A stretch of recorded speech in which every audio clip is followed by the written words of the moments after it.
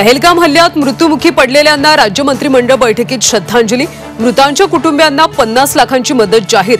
कुटुंबियांच्या शिक्षण रोजगाराकडे राज्य सरकार लक्ष देणार। भारताचा पाकिस्तानला आणखी एक दणका। पाकिस्तानी विमान कंपन्यांसाठी हवाई क्षेत्र बंद करण्याबाबत हालचाली।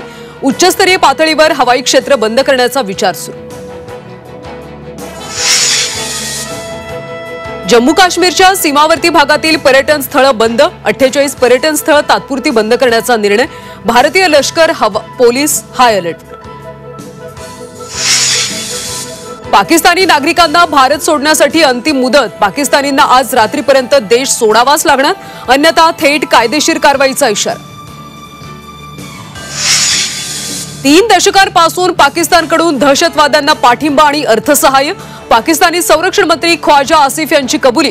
भारताच्या इशाऱ्यानंतर पाकिस्तानची घाबरगुंडी। शेतकरी भवनाच्या नावाखाली शेतकऱ्यांची थट्टा। मंजूर झालेले शेतकरी भवन रद्द। शेतकरी भवन रद्द करण्याचा सरकारचा निर्णय। सोलापूर गोवा विमानसेवा 26 मे पासून सुरू होणार। सोमवार आणि शुक्रवार अशी आठवड्यातून 2 दिवस सोलापूर गोवा विमानसेवा। जिल्हाधिकारी कुमार आशीर्वाद यांची माहिती। नाशिक जिल्ह्यात भीषण पाणी टंचाई। अनेक गाववाड्यांना टँकरद्वारे पाणी पुरवठा। जिल्ह्यातल्या धरणामध्ये 22.62% पाणीसाठा शिल्लक। आणि थकीत वेतनाच्या मागणीसाठी आरोग्य कर्मचारी आक्रमक। 3 महिन्यांपासून वेतन रखडलं। आरोग्य कर्मचाऱ्यांवर उपासमारीची वेळ।